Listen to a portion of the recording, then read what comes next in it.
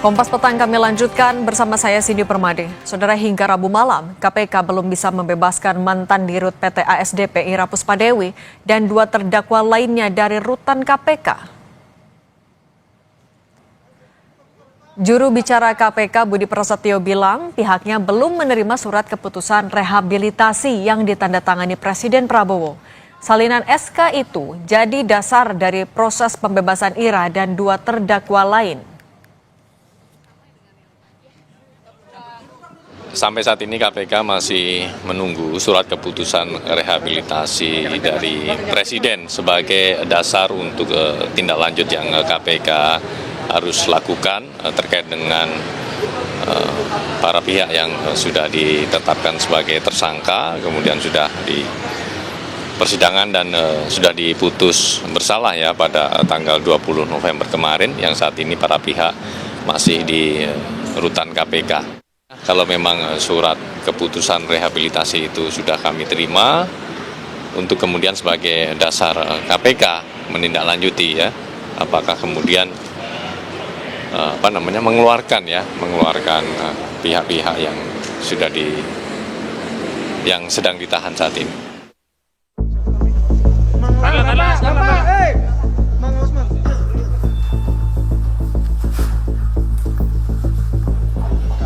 Ya namanya bisnis itu kan pasti rugi atau untung. Gak ada bisnis untuk pulang pokok kan. Kalau kita bisnis pulang pokok ya lembaga sosial kan. Kasus dugaan korupsi kerjasama usaha KSU dan akuisisi PT Jembatan Nusantara oleh PT ASDP tahun 2019-2022 menuai sorotan publik hingga berbuah pada pemberian rehabilitasi kepada 3 terdakwa, yakni ex-direktur utama PT ASDP Ira Puspadewi, ex-direktur komersial dan pelayanan PT ASDP Muhammad Yusuf Hadi, dan ex-direktur perencanaan dan pengembangan PT ASDP Hari Muhammad Adi Caksono. Salah satu yang menjadi sorotan publik, ketiga terdakwa terbukti tidak menerima aliran uang dalam kasus tersebut, namun tetap dinilai bersalah karena dalam mengakuisisi PT Jembatan Nusantara ditemukan keputusan yang berakibat merugikan keuangan negara. Akuisisi ini tidak hanya soal akuisisi atas aset kapal saja, sehingga termasuk selain aset juga atas kewajiban atau hutang-hutang yang masih melekat, yang masih menjadi tanggungan PTJN. Maka atas tunggakan PTJN tersebut, maka kemudian juga menjadi tanggungan dari PT ASDP. Ya. Bahkan di konstruksi awalnya kita juga ketahui dari fakta-fakta yang juga sudah muncul di persidangan, bahwa ada peraturan yang sengaja diubah ya supaya kerjasama akuisisi antara PTJN dengan PT ASDP ini bisa dilakukan ya dengan melakukan akuisisi atas kapal yang sudah berusia tua tersebut. Namun, alasan KPK soal kerugian negara yang ditimbulkan akibat akuisisi tersebut oleh anggota Komisi 3 DPR fraksi Golkar Sudesson Tandra dinilai tidak tepat karena keputusan dirut mengakuisisi sebuah perusahaan sudah sesuai prosedur dan pertimbangan dari lembaga terkait. Saya sebagai anggota Komisi 3 DPR ini juga memberikan suatu perhatian khususnya kepada aparat penegak hukum untuk berhati-hati, jangan gegabah ya. Kenapa? Kerugian negara ini kan melihat suatu fakta sesungguhnya di situ ya. Seharusnya begini, kalau yang tadi Bang Todung sampaikan itu ya, sebelum diakuisisi kan pasti ada namanya RUPS. Sebelum RUPS tentu ada penilaian, ada sebuah, dan itu kan tidak dikerjakan oleh direktur utama, tetapi ada lembaga-lembaga tertentu. Nah, kalau itu semua sudah sesuai prosedur dan sudah diambil suatu tindakan, ya namanya bisnis itu kan pasti rugi atau untung. Gak ada bisnis untuk pulang pokok kan. Kalau kita bisnis pulang pokok ya lembaga sosial kan. Kira-kira demikian.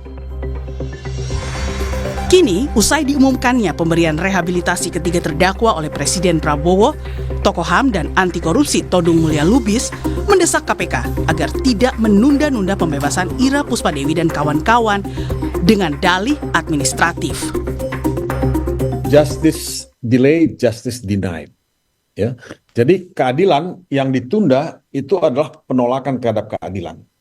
Jadi ya seharusnya ya dia sudah harus bebas dan dia bisa kembali mengerjakan tugasnya seperti sedia kala. Nah, itu yang mesti dilakukan. Kalau misalnya kita nanti bilang, oh ini ada prosedur yang mesti ditempuh, mesti ada begini-begini segala macam. Menurut saya itu yang disebut justice delay, justice denied itu. Jadi ini ya tidak sesuai dengan apa ya cita rasa keadilan itu sendiri. Bayangkan ya, dia kan sudah ditahan beberapa bulan ya di rumah tahanan KPK. Nah, dia mendapat kepres rehabilitasi dari Presiden Prabowo. Ya seharusnya itu dilaksanakan ya langsung, tidak usah menunda-nunda. Jadi ya ini prinsipnya, karena pengadilan itu juga akan harus cepat, murah dan sederhana. Dugaan kasus korupsi Ira Puspadewi mendapat sorotan dari masyarakat. Di media sosial, beragam dukungan muncul. Narasi yang dimunculkan pengguna medsos adalah kasus Ira disebut mirip seperti Tom Lembong. Mantan dirut ASDP tidak ambil uang sepeser pun, tapi dianggap merugikan negara hingga 1,25 triliun rupiah. Tim Liputan, Kompas TV.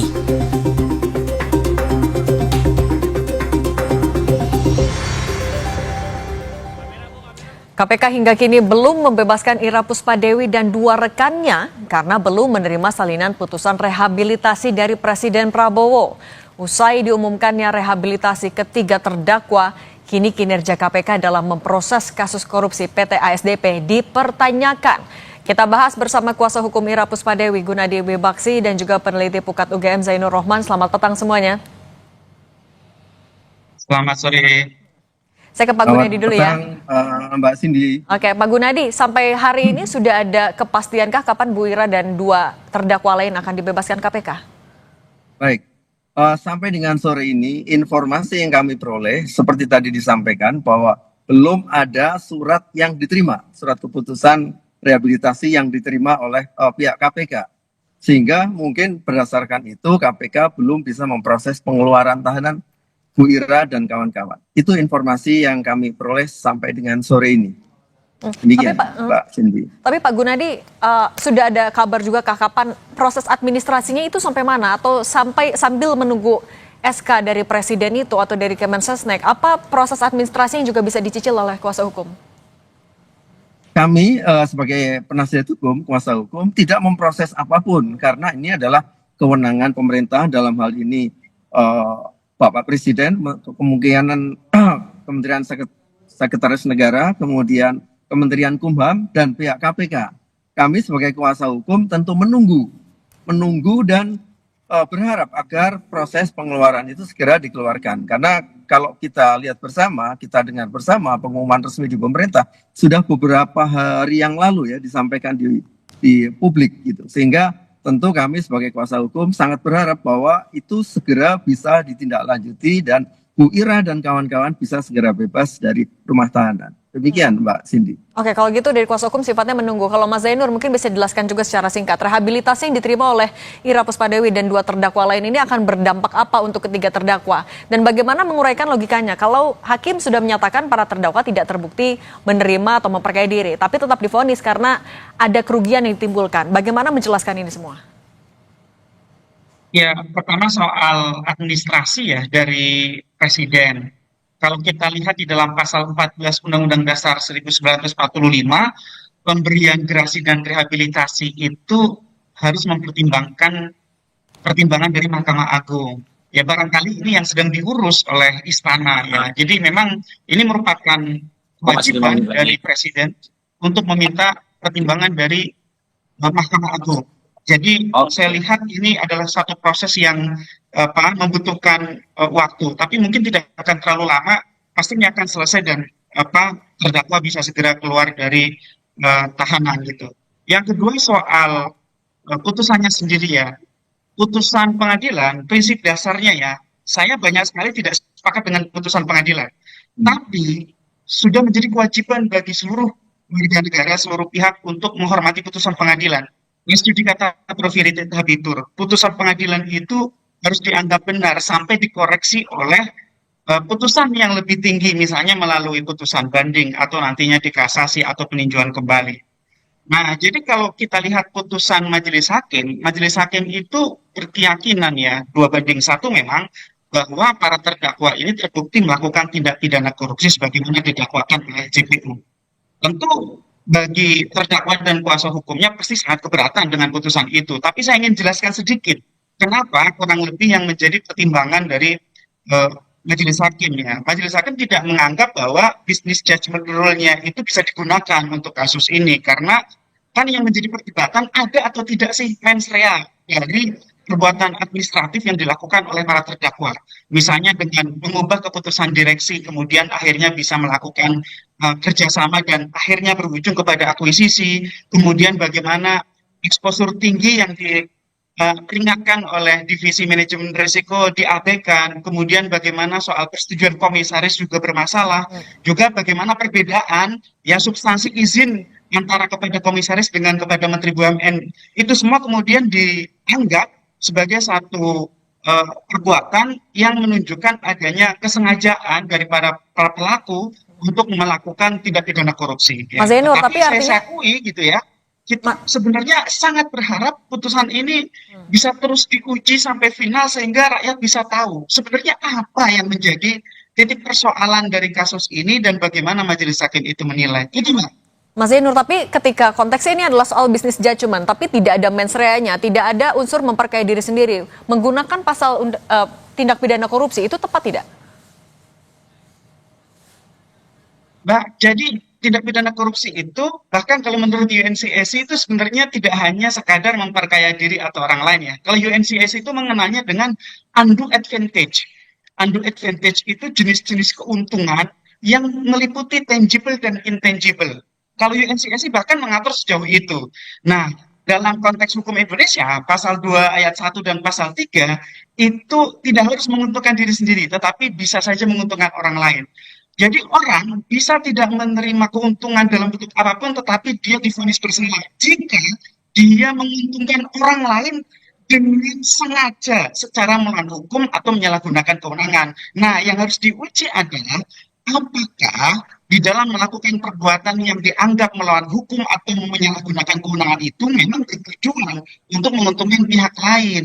Nah, itu yang harus dinilai oleh majelis hakim. Jadi tidak sekadar ada perbuatan melawan hukum, tidak sekadar ada pihak lain yang diuntungkan, tetapi tujuan dari perbuatan melawan hukum dan tujuan dari menyalahgunakan kewenangan itu harus untuk menguntungkan pihak lain. Jadi kalau saya menilai ya, kan ada banyak pihak yang menyamakan kasus ini dengan kasus Tom Lembong. Saya sendiri di dalam kasus Tom Lembong saya berpendapat bahwa Tom Lembong itu unsur perbuatan melawan hukumnya terbukti.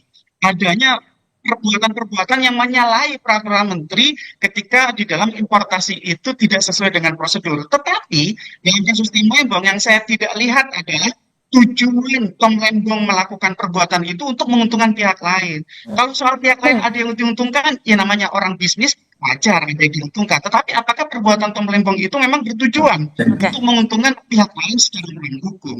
Nah, dalam kasus ini sebenarnya apa ya? Saya tidak merekomendasikan Presiden terus-menerus menggunakan pendekatan kewenangan rehabilitasi, gerasi, amnesti, abolisi, kewenangan-kewenangan prerogatif yang memang itu yang dimiliki oleh Presiden. Kenapa? Karena ini menunjukkan adanya problem dalam penegakan hukum. Justru yang harus diselesaikan oleh level Presiden adalah legal reformnya, memperbaiki undang-undang tipikor, memperbaiki aparat penegak hukum, memperbaiki dunia penegakan hukum secara umum. Kejelasan hukumnya itu juga yang harus diperbaiki. Urusan yudikatif itu cukup berbahaya. Nah kalau dari Pak Gunadi, KPK beralasan belum menerima salinan SK rehabilitasinya, makanya belum bisa membebaskan Bu Ira dan 2 terdakwa lain. Tapi kalau kemarin seorang advokat senior Todung Mulya Lubis bilang pembebasan tidak boleh ditunda dengan alasan apapun. Kalau Anda meresponsnya seperti apa? Ya, tentu kami sependapat dengan Bang Todung Mulya Lubis. Karena begitu rehabilitasi ini sudah diumumkan dan pengertian atau makna dari rehabilitasi ini adalah suatu pemulihan hak-hak dan kewajiban hak dari para terdakwa dikembalikan seperti keadaan semula, seolah tidak pernah terjadi peristiwa pidana ini. Maka dengan demikian, begitu pengumuman ini disampaikan kepada publik, maka semua pihak yang terkait harus merespon, harus menindaklanjuti. Itu tentu yang kami pahami dan kami harapkan. Namun sebagai kuasa hukum tentu kami harus tetap menghormati semua fungsi-fungsi di pemerintahan dan menunggu serta berharap bahwa semua yang akan dilakukan oleh masing-masing instansi tadi bisa segera dilakukan dan Bu Ira saya segera bisa keluar dari rumah tahanan. Oke. Dan Mbak Cindy, apakah saya boleh menanggapi keterangan dari Pak Zainul tadi? Oke, singkat saja Pak Gunadi. Baik, baik. Yang paling ideal untuk menanggapi perjalanan perkara ini adalah mereka, ya, Majelis Hakim, penuntut umum, kami selaku penasihat hukum yang tahu dengan persis bagaimana perkara ini diperiksa di persidangan. Jadi ada beberapa isu. Memang ada 10 dugaan perbuatan melawan hukum yang disampaikan oleh penuntut umum. Namun satu persatu kami berikan tanggapan, baik itu fakta maupun data. Bahkan kita uji bersama di persidangan. Kalau tadi dikatakan bahwa belum ada persetujuan atau rekomendasi dari Dewan Komisaris maupun pemegang saham, itu di persidangan terungkap semua telah dibuktikan ada. Baik. Demikian. Itu dan 9 yang lainnya itu kita buktikan semua sehingga baik Majelis Hakim, penuntut umum, kami juga bisa melihat bersama. Bahkan pengunjung persidangan pun menyaksikan bersama bukti-bukti itu dibaca bersama. Oke, itu diyakini sudah jadi fakta persidangan ya Pak Gunadi. Oke. Betul. Baik, Satu Pak. lagi. Baik Pak Gunadi. Baik, kami sudah tangkap, mohon maaf. Baik Pak Gunadi, kuasa hukum Bu Ira dan juga Zainur Rohman, peneliti Pukat UGM, terima kasih sudah berbagi bersama kami di Kompas Petang. Sehat selalu semuanya Pak. Baik, terima kasih. Saudara, banjir bandang menerjang Lubuk Minturun, Kecamatan Koto Tengah, Kota Padang, Sumatera Barat. Air menerjang pemukiman warga dan menghanyutkan sejumlah kendaraan. Informasinya sesaat lagi.